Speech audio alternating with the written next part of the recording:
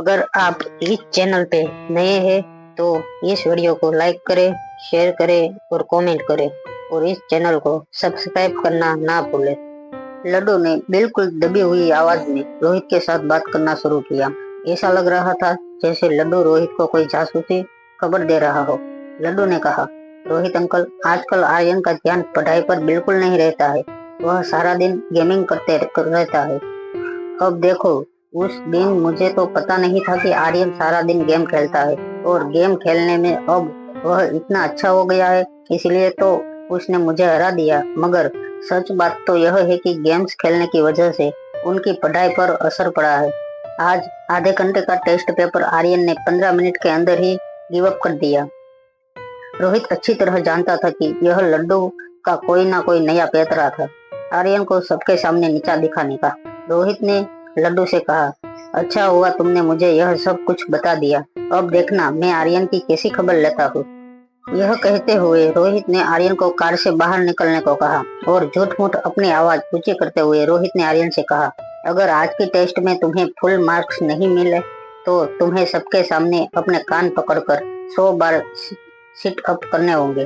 तुम्हारी टीचर अभी अभी फिर से अपने ऑफिस में गई है। मेरे ख्याल से कुछ ही देर में वह सारे बच्चे के पेपर चेक कर लेगी और चैटिंग ग्रुप पर सारे बच्चों के रिजल्ट भी डाल देंगी। रोहित के मुंह से यह बात सुनते ही लड्डू का चेहरा खुशी से चमकने लगा। लड्डू अपने दोनों हाथ हवा में उछालकर अंदर की ओर दौड़ने लगा। लड्डू ने तेज आवाज लगाते हुए अपने दादा और डैड को बाहर बुलाकर कहा, दादाजी, पापा बाहर आइए। आज आर्यन ने टेस्ट में बहुत खराब परफॉर्मेंस किया है और रोहित अंकल ने आर्यन से कहा है कि अगर उसने टेस्ट में फुल मार्क्स नहीं मिले तो उसे सबके सामने सजा मिलेंगी। आर्यन की सबके सामने बेइज्जती होने वाली थी। यह सुनते ही पंकज मारवा हाथ में छड़ी पकड़कर तेज कदमों से नीचे हॉल में आ गया और हॉल के ठीक बगल में बन्ने दादी माँ के कमरे के बाहर जाकर जोर जोर से कहने लगा, देखो माँ, आर्यन पढ़ाई में कमजोर है और टेस्ट में अच्छे मार्क नहीं ला पा रहा है, इसलिए रोहित उसे सबके सामने सजा देने वाले हैं। दादी माँ को यह बात बिल्कुल अच्छी नहीं लगी।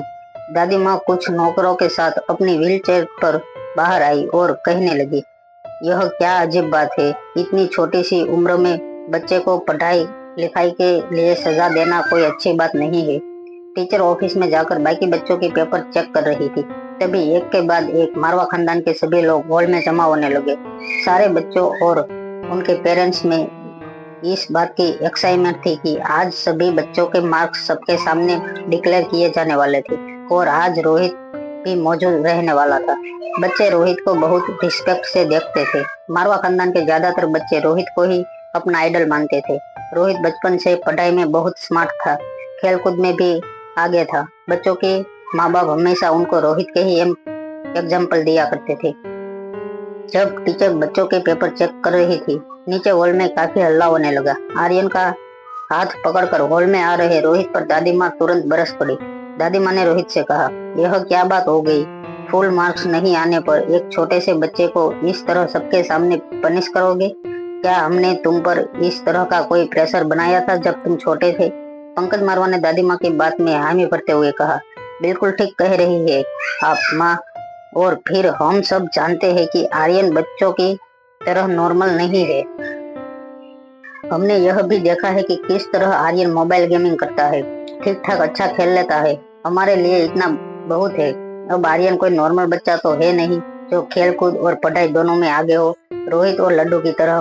सच पूछो तो रोहित के सारे गुण इस लड्डू में बिल्कुल वैसा ही है जैसे रोहित बचपन में था। खेल कूद, पढ़ाई लिखाई सब कुछ बैलेंस करके चलता है। दादी माँ अच्छी तरह जानती थी कि पंकज मारवा क्या कहना चाहता था। पंकज की बातों का जवाब देते हुए दादी माँ ने कहा, आर्यन और लड्डू दोनों ही बच्चे हैं पंकज। मेरे ख्याल में हमें ऐसी बातें करके उनका बचपना नहीं छीनना चाहिए और कोई जरूरत नहीं है बच्चों के मार्क्स सबके सामने डिक्लेयर करने की। आजकल तो स्कूल में भी मार्क्स डिक्लेयर नहीं किए जाते हैं ऐसे सबके सामने। जैसे ही दादी माँ ने यह बात कही, टीचर बच्चों की वर्कशीट अपने हाथ में लेकर ड्राइंग रूम में आ गई। टीचर के आते ही पंकज ने टीचर से पूछा, प्लीज कम टीचर, आज सारे पेपर्स यहाँ पर इकट्ठा हुआ है अपने अपने बच्चों के मार्क्स जानने के लिए, लेकिन उससे पहले हम सब पेरेंट्स को सबसे पहले हमारे लाडले आर्यन के मार्क्स जानना चाहते हैं। दादी माँ ने पंकज मारवा का हाथ पकड़कर धीमी आवाज में कहा, यह क्या कह रहे हो तुम पंकज? बच्चों के मार्क्स को इस तरह सबके सामने डिक्लेयर करके तुम बच्चों के इमोशंस के साथ खेल रहे हो। तुम्हें पता भी है जिन बच्चों को बाकी बच्चों से कम मार्क्स मिलेंगे उनके मन पर क्या असर पड़ेगा? पंकज मारवा ने भी अपनी माँ की इस बात का धीमी आवाज में जवाब देते हुए कहा, माँ, इन बच्चों को आजकल उठकर दुनिया के साथ कम्पीट करना है। अगर यह बच्चे अभी से एक दूसरे के साथ कम्पीट नहीं करेंगे तो आगे चलकर इतनी बड़ी दुनिया को फेस करने की हिम्मत इनमें कहाँ से आएगी? अपनी छड़ी जमीन पर पटकते हुए पंकज ने टीचर से कहा, बताइए टीचर, कितने मार्क्स मिले हैं हमारे लाडले आर्यन को? टीचर ने अपनी फाइल से आर्यन की वर्कशीट निकालते हुए कहा, 100 to 100। इसका मतलब यह था कि आर्यन को 100 में से 120 नंबर मिले थे। यह आंकड़ा सुनकर पंकज मारवा के होश उड़ गए। टीचर के मुंह से निकले मार्क्स को अभी भी वह समझ नहीं पाया था। पंकज मारवा ने अटकते हुई आवाज में टीचर से पूछा, क्या आप 20 कहना चाहती है? टीचर ने फिर से अपनी बात दोहराते हुए कहा, जी नहीं, आर्यन ने 100 में से 120 मार्क्स स्कोर किए हैं। टीचर की यह बात सुनकर ही पंकज मारवा ने जोर से अपनी छड़ी जमीन पर पटकते हुए कहा, यह क्या कह रही है आप? 100 में से किसी को 120 मार्क्स कैसे मिल सकते हैं? तभी पंकज मारवा के ठीक बगल में खड़े लड्डू ने मुस्कुराते हुए पंकज से कहा, मिल सकते हैं दादाजी। 100 मार्क्स का पेपर और 20 मार्क्स के हाई लेवल क्वेश्चन, यह क्वेश्चन होते हैं जो हमारे सिलेबस के बाहर के होते हैं, यानी कि हमसे ऊपर के स्टैंडर्ड वाले के क्वेश्चन। अगर आर्यन ने उनका सही आंसर दिया होगा तो उसे 20 एक्स्ट्रा मार्क्स मिलेंगे।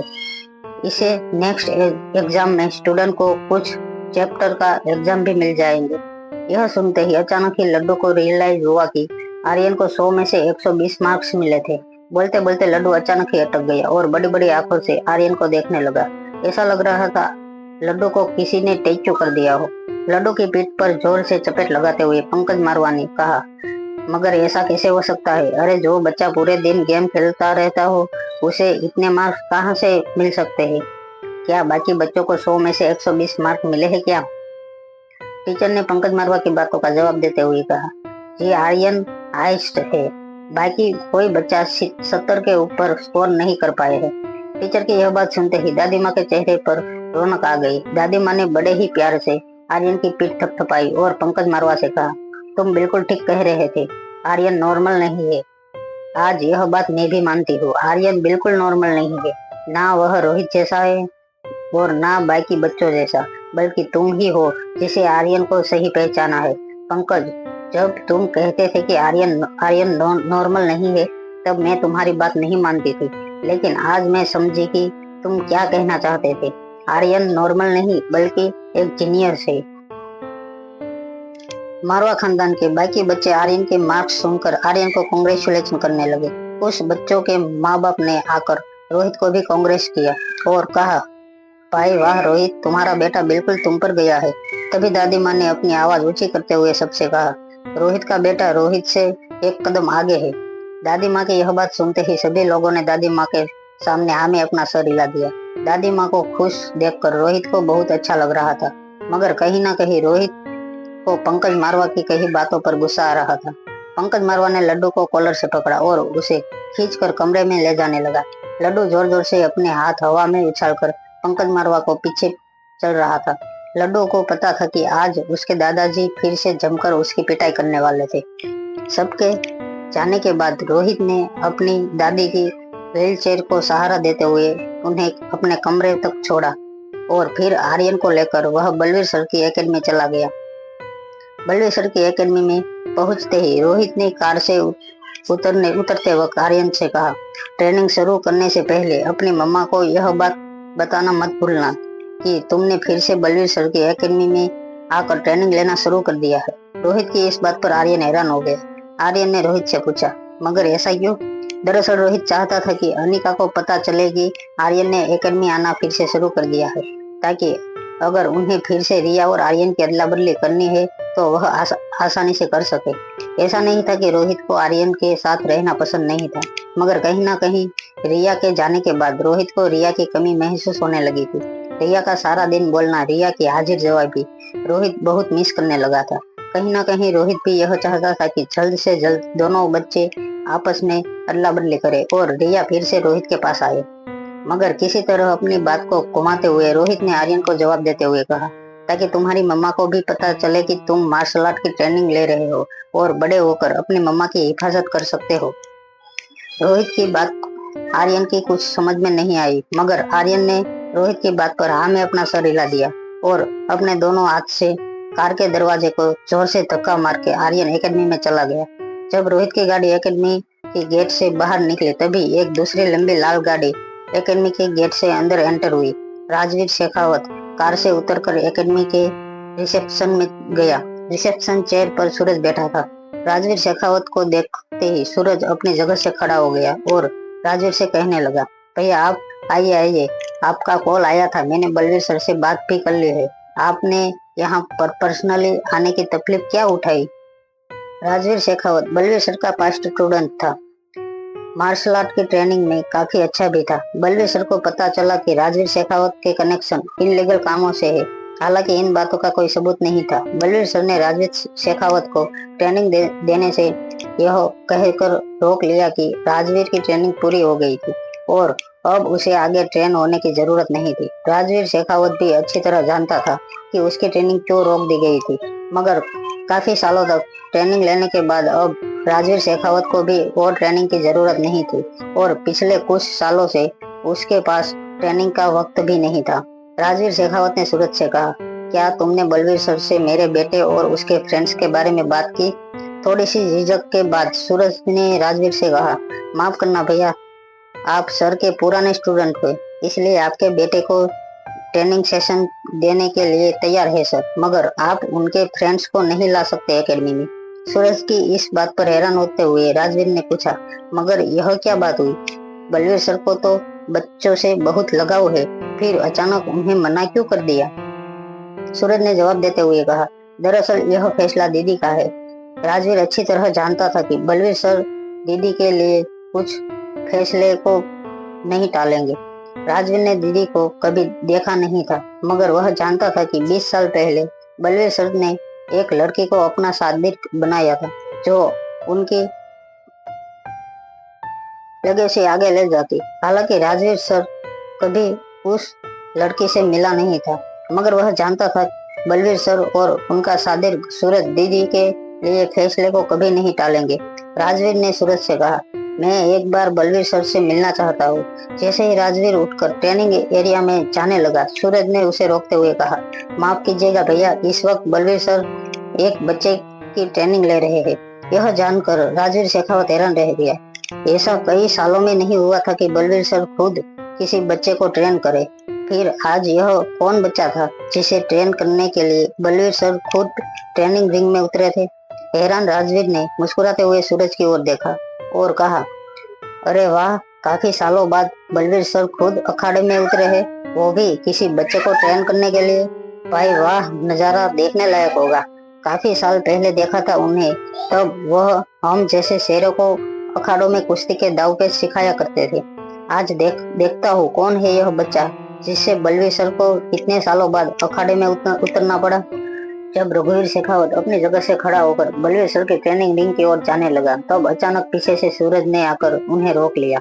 अटकती हुई आवाज में सूरज ने रघुवीर शेखावत से कहा, भैया माफ कीजिएगा, मगर बलवीर सर ने स्पेशल इंस्ट्रक्शन दिए है कि चाहे कुछ भी हो जाए, अगले 3 घंटों तक उन्हें कोई डिस्टर्ब ना करे। दरअसल बलवीर सर ने सूरज से यह भी कहा था कि वह रघुवीर शेखावत से मिलना नहीं चाहते और जब भी रघुवीर शेखावत अपने बच्चे को ट्रेन करने के लिए एकेडमी में आए तो किसी भी तरह से बच्चे को ट्रेनिंग एकेडमी में भेजकर रघुवीर शेखावत को रिसेप्शन एरिया से ही वापस भेज देना।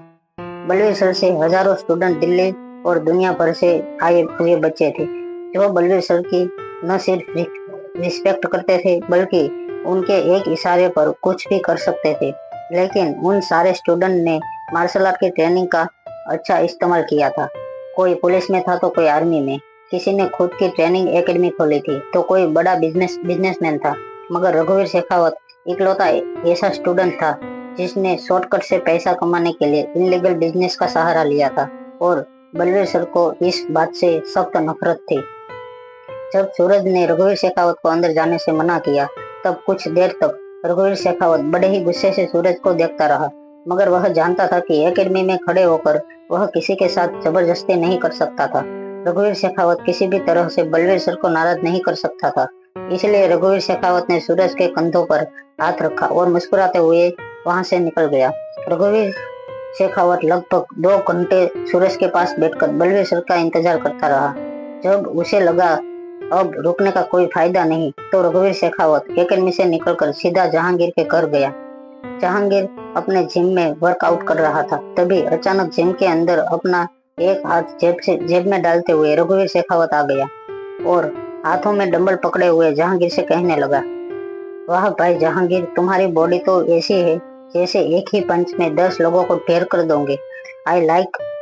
रघुवीर को इस तरह अपने जिम में आया देखकर जहांगीर चौंक गया। जहांगीर के बॉडीगार्ड ने अपनी जेब में हाथ डालकर गन निकालने की तैयारी कर ली थी। तभी उन्हें रोकते हुए रघुवीर शेखावत ने कहा, वहीं रुक जाओ, मैं तो यहाँ पर एक बिजनेस डील करने आया हूँ जहांगीर के साथ। डंबल नीचे रखते हुए जहांगीर ने शेखावत से पूछा, बिजनेस? किस तरह का बिजनेस? हम दोनों के बीच पहले ही सारे बिजनेस का बंटवारा हो चुका है। जो इलाके मेरे अंदर आता है वहाँ तुम दखल नहीं देते, और जो इलाके तुम्हारे अंदर में आते हैं वहाँ मैं दखल नहीं देता। फिर यह कौन से बिजनेस की बात कर रहे हो तुम रघुवीर? रघुवीर ने पास पड़ी एक पानी की बोतल उठाकर कहा, भाई मैं तुम्हारे रेसिंग ट्रैक वाले बिजनेस की बात कर रहा हूँ। वहाँ से प्रॉफिट बहुत कम हो रहा है तुम्हें। मैं वह पूरा रेसिंग ट्रैक खरीदना चाहता हूँ। जहांगीर ने पिछले कई सालों से रेसिंग के धंधे से काफी पैसा बनाया था। रघुवीर की इस बात पर हैरान होते हुए जहांगीर ने कहा, मैं जितना मुनाफा वहाँ से कमाता हूँ वह मेरे लिए बहुत है, मगर तुम अचानक इस बिजनेस में क्यों एंटर होना चाहते हो? रघुवीर ने मुस्कुराते हुए बड़े ही स्टाइल से जहांगीर से कहा, बात दरअसल यह है कि जितना मुनाफा होना चाहिए उतना मुनाफा तुम नहीं कर पाते, इसलिए मैं तुम्हें कैश 15 करोड़ देकर वह प्रॉपर्टी खरीदना चाहता हूँ। जहांगीर को अचानक ही यह बात रियलाइज हुई कि जब से अनिका ने उस रेसिंग ट्रैक पर रेस जीती थी, लोग अब बढ़ चढ़कर रेस में पैसा लगाने वाले थे और अनिका की रेसिंग ट्रेनिंग को देखने के लिए लोग स्टेडियम में हजारों रुपये खर्च करके रेस देखने आने वाले थे। राजवीर इसीलिए रेसिंग ट्रैक खरीदना चाहता था, क्योंकि उसे पता था कि अब प्रॉफिट लगभग 5 गुना होने वाला था। जहांगीर ने तौलिए से अपना पसीना पोंछते हुए रघुवीर से कहा, 15 करोड़ में तो वह प्रॉपर फैक्ट्री की जमीन भी नहीं मिलेगी तुम्हें। पूरा का पूरा बिजनेस चाहते हो तुम? रघुवीर ने पास की एक चेयर में बैठते हुए कहा, मैं जितना दे रहा हूँ उसी में खुश रहना सीखो जहांगीर। यह बात मैंने तुमसे पहले भी कही है। रघुवीर की यह बात सुनते ही जहांगीर के आदमी रघुवीर की ओर आगे बढ़ने लगे। तभी उन्हें रोकते हुए रघुवीर ने कहा, अपनी जगह पर जाकर खड़े हो जाओ आराम से, वरना मेरी एक ही आवाज पर इतने लोग तुम्हारी इस जगह पर हमला करेंगे कि यहाँ पर लाशें गिनना मुश्किल हो जाएंगे।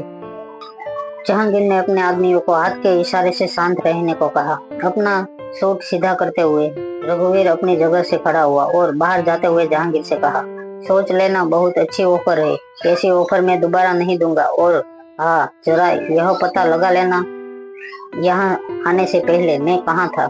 यह कहते हुए रघुवीर जहांगीर के जिम से निकल गया। जहांगीर और उनके साथी रघुवीर की बात पर हैरान थे। लगभग 10 मिनट बाद जहांगीर के एक साथी ने जहांगीर से कहा, भाई यह रघुवीर शेखावत बलवीर सर की एकेडमी से सीधा यहाँ आया था। यह बात सुनकर जहांगीर को एक बहुत बड़ा झटका लगा। बलवीर सर एक ऐसा नाम था जिनके पीछे उनके शागिर्द अपनी जान भी दे सकते थे और किसी की जान ले भी सकते थे। रेसिंग ट्रैक में आखिर बलवीर सर और ब्रह्मपुत्र एकेडमी को क्या इंटरेस्ट पड़ा होगा, यह बात जहांगीर समझ नहीं पा रहा था। जहांगीर यह भी जानता था कि अगर बलवीर सर ने प्रॉपर्टी में इंटरेस्ट लिया है तो जहांगीर को किसी भी हाल में वह प्रॉपर्टी रघुवीर के नाम करनी होगी। जहांगीर ने अपने साथी से कहा, अनिका ने उस दिन कार रेसिंग में काफी फैन फॉलोइंग इकट्ठा कर ली थी।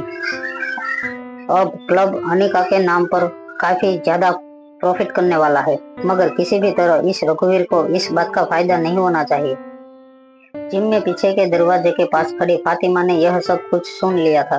फातिमा बड़े ही गुस्से में जहांगीर के पास आई और कहने लगी, हम इस तरह किसी को हमारी मेहनत का फायदा नहीं उठाने दे सकते। आने वाली कई रेस तो क्रिस रेस में हिस्सा नहीं ले पाएगा और अनिका ही उसकी जगह पर रेस में उतरेंगी। मैं अभी अनिका को कॉल लगाकर कह देती हूँ कि उसे रेस में हिस्सा लेने की कोई जरूरत नहीं है। मैं भी देखती हूँ कि अगर इस रघुवीर के बच्चे ने जबरदस्ती हमारी रेसिंग क्लब छीन भी ली तो उसे चलाता कैसे है, ये हम भी देखते हैं। फातिमा अनिका को कॉल लगाने ही वाली थी, तभी जहांगीर ने उसे रोकते हुए कहा, रहने दो अभी, अनिका को कॉल मत लगाओ। मैं एक काम करता हूँ, बलवीर सर से सीधा मिलता हूँ। अगर हम किसी तरह उन्हें अपने साथ मिला ले तो आई हुई मुसीबत को टाल सकते हैं। फातिमा ने निराश होते हुए जहांगीर से कहा, बिना कुछ किए हमें ब्रह्मपुत्री एकेडमी को प्रॉफिट में से हिस्सा देना होगा। फातिमा को समझाते हुए जहांगीर ने कहा, बलवीर सर का नाम बहुत बड़ा है, उन्हें साथ में मिला लिया तो हमारे बिजनेस पर आंख डालने की हिम्मत कोई नहीं करेगा। और फिर मैं काफी दिनों से उनके राइवल सुखबीर के साथ पार्टनरशिप करने के बारे में सोच ही रहा था। अगर बलवीर सर को यह ऑफर देता हूँ और वह मान जाते हैं तो और भी अच्छा होगा। तभी जहांगीर का एक आदमी दौड़कर जिम के अंदर आया और जहांगीर से कहने लगा, भाई मैंने सब कुछ पता कर लिया है। ब्रह्मपुत्र एकेडमी फिलहाल सूरज नाम का एक शादिर चलाता है। कहा जाता है सूरज बलवीर सर का आखिरी शादिर थे। और यह भी पता चला है कि अभी अभी रघुवीर शेखावत सूरज के साथ काफी देर तक मीटिंग में बैठा था। लगता है दोनों के बीच में कोई बहुत बड़ा समझौता हुआ है। बलवीर सर की तो अब उम्र हो चुकी है, इसलिए एकेडमी का ज्यादातर काम सूरज ही संभालता है। मुझे लगता है कि अब वहां पर जाकर कोई फायदा नहीं होगा, क्योंकि सूरज और रघुवीर शेखावत के बीच पहले ही समझौता हो चुका है। मगर हाँ, मुझे यह भी पता चला है कि बलवीर सर अगर किसी की बात मानते हैं तो वह है एकेडमी की दीदी। इस दीदी को ज्यादा लोगों ने नहीं देखा, मगर दीदी की बात सूरज तो क्या खुद बलवीर सर भी नहीं टाल सकते। दीदी ने लिया हुआ डिसीजन ब्रह्मपुत्र एकेडमी के लिए आखिरी फैसले के समान है। अगर किसी तरह हम दीदी से बात करें तो हमारे क्लब को बचाया जा सकता है। अपने आदमी की इस बात पर हैरान जहांगीर फातिमा की ओर देखने लगा। जहांगीर ने फातिमा से पूछा, दिल्ली में इतनी पावरफुल औरत कौन है, क्या तुम इस दीदी को जानती हो? हैरान फातिमा ने अपना सर नामे हिला दिया। फातिमा ने जहांगीर से कहा, इतनी पावरफुल औरत दिल्ली में है और मुझे पता नहीं, ऐसा तो हो नहीं सकता। वैसे नाम क्या है इस दीदी का? जब जहांगीर और फातिमा उस आदमी की ओर देखने लगे तो उस आदमी ने जवाब देते हुए कहा, मैंने बहुत कोशिश की मगर नाम नहीं पता लगा पाया। एकेडमी के सारे लोग बस उन्हें दीदी के नाम से ही बुलाते हैं। और तो और इस सूरज और बलवीर सर के अलावा किसी ने दीदी की शक्ल भी नहीं देखी है। जहांगीर ने अपने दोनों हाथों की मुठ्ठियां कसते हुए अपने आदमियों से कहा, एक काम करो, सब लोग किसी भी तरह से इस दीदी के बारे में पता लगाओ और दीदी के साथ मीटिंग होनी बहुत जरूरत है। मनहोदरा हाउस। अनिका ने जैसे ही अपने बेडरूम में अपनी आंखें खोली, अनिका ने फोन में टाइम देखा। दोपहर के 2 बज चुके थे। तभी अनिका की नजर आर्यन के मैसेज पर पड़ी। आर्यन ने मैसेज में अनिका को लिखा था, मॉम मैं आज बलवीर सर के पास एकेडमी में जा रहा हूँ। आर्यन का यह मैसेज पढ़ते ही अनिका के चेहरे पर स्माइल आ गई। वह अच्छी तरह जानती थी कि आर्यन ने उसे सिग्नल दिया था कि बलवीर सर की एकेडमी से आसानी से वो रिया के साथ अदला बदली करने अपनी माँ के पास आ सकता है। अनिका भी चाहती थी कि आर्यन उसके साथ रहे। ऐसा नहीं था बिल्कुल भी कि अनिका को रिया से ज्यादा आर्यन पसंद था। वह दोनों को बेहद प्यार करती थी, मगर अनिका जानती थी कि आर्यन बचपन से अपनी माँ से दूर रहा है और आर्यन के सेल्फ कॉन्फिडेंस में पिछले दिनों काफी सुधार आने लगा था। आर्यन रिया बनकर स्कूल जाता था, नए दोस्त बनाता था, लोगों के साथ बातचीत करना, इंटरेस्ट करना, यह सब कुछ आर्यन धीरे धीरे सीखने लगा था। मारवा हाउस में बचपन से ही आर्यन को बहुत ही प्राइवेट और अकेले रखा गया था, जिसकी वजह से कहीं ना कहीं आर्यन का सेल्फ कॉन्फिडेंस लो हो गया था। अनिका के साथ रहने के बाद आर्यन का कॉन्फिडेंस और उनकी एक्टिविटी भी काफी बढ़ गई थी। अनिका ने आर्यन को वॉइस मैसेज करते हुए पूछा, shell I come to pick you up.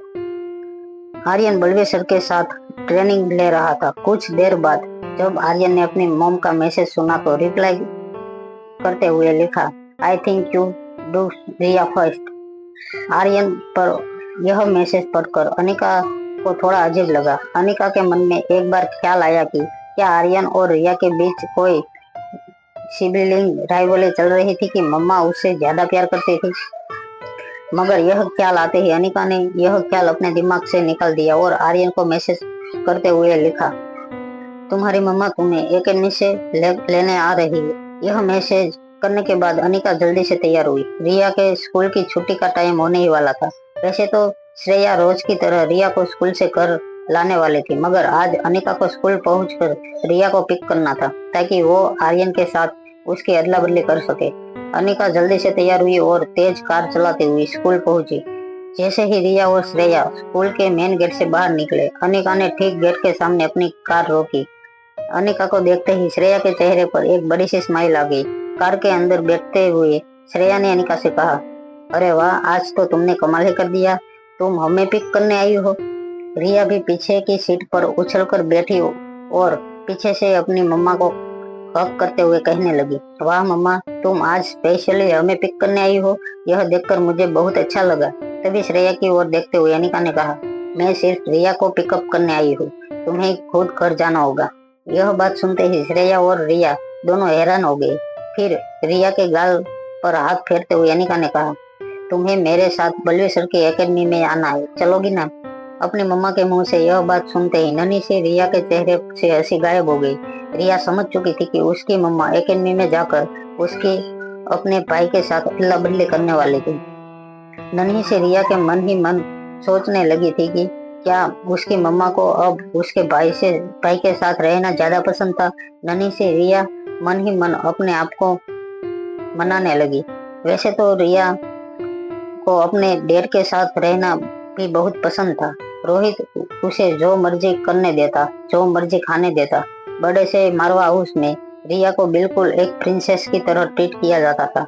ना तो उसे स्कूल जाने की कोई जरूरत थी और न ही पढ़ाई करने की। यह सब सोचते ही रिया के चेहरे पर स्माइल आ गई और उसे अनिका से कहा, ओके मॉम, चलो हम एकेडमी में जाते हैं।